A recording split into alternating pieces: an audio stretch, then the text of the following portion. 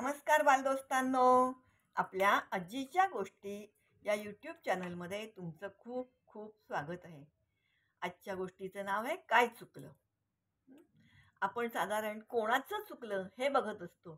तर ते कोणाचं चुकलं हे बघण्यापेक्षा काय चुकलं हे बघून ती चूक दुरुस्त करायची असते.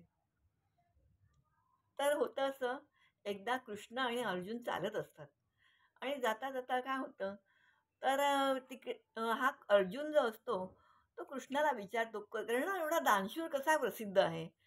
तर आपला कृष्ण पुराव्याशिवाय कधी काही बोलत नाही. अ, कृष्ण बोलला, "ठीक आहे, ते सांगेन मी तुला नंतर. पण सध्या असं कर." तो काय करतो कृष्ण, तिथे 2 सोन्याच्या टेकड्या तयार करतो. 2 सोन्याच्या टेकड्या तयार करतो आणि त्या त्याला सांगतो, की "ह्या तू ज्या टेकड्या आहेत त्या दान कर लोकांना." दान कर म्हटल्यानंतर अर्जुनाला बरं वाटतं आणि अर्जुन लगेच तिकडच्या पंचक्रोशीतल्या गावात जातो आणि सगळ्यांना सांगतो, की "चला, मी तुम्हाला सोनं दान देणार आहे. तुम्ही या." सगळे गावकरी त्याच्या पाठीमागे लागतात. सोनं कोणाला नको. अर्जुन अगदी मस्तपैकी छाती पुढे काढून चाललेला असतो. त्याला गर्व होतो, की मी दान देणार आहे म्हणून आणि तो जातो टेकडीवर आणि त्याच्या पाठोपाठ सगळे पंचक्रोशीतली लोकं तिकडे येतात आणि अर्जुन खणतोय, खणतोय आणि त्यांना सोनं दान देतोय. लोकं येतात, लाईन लावतात, सोनं घेतात, घरी जाऊन ठेवतात, परत येतात आणि परत सोनं घेऊन जात आहेत. 2 दिवस सगळं असंच चाललेलं असतं. अर्जुन त्यांना सोनं देतोय, ती लोकं नेतायत, घरी ठेवतायत, पुन्हा येतायत, पुन्हा लाईन लावतायत आणि सोनं नेतायत. असं करता करता अर्जुन खूप थकला आणि अर्जुनाने कृष्णाला सांगितलं, "नाही रे बाबा, आता बस झालं. आता माझ्याच्याने काम होत नाही. बस झालं. मी आता थकलो. मी आता थकलो." तर कृष्ण काय करतो, कर्णाला हाक मारतो आणि कर्णाला सांगतो, "कर्णा, ये आणि ह्या 2 टेकड्या आहेत ना, त्या लोकांना दान दे." आणि त्या टेकड्या अशा असतात, की अर्जुन सुद्धा जेवढं सोनं देतोय, देतोय, तरी टेकड्या काही कमी होत नाहीत.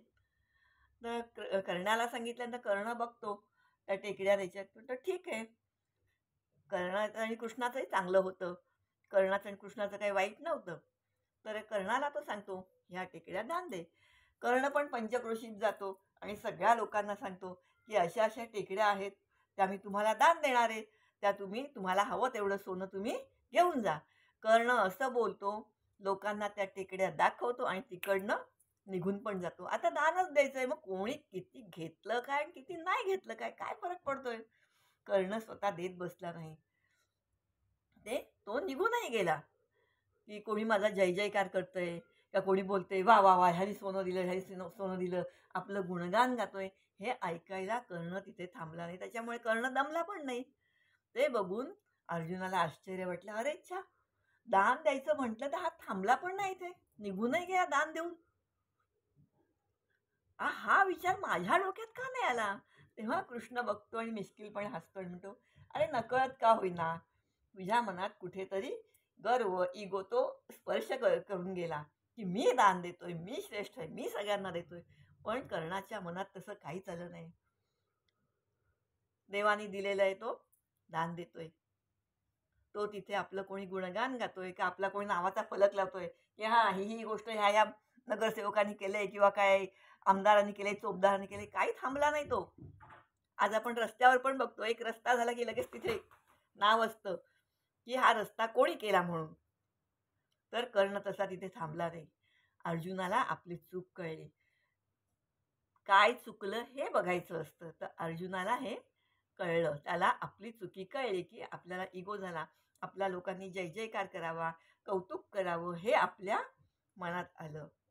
तर कधीही हे बघायचं असतं, की कोणाचं चुकलं नाही बघायचं, काय चुकलं आणि ती चूक दुरुस्त करायची असते.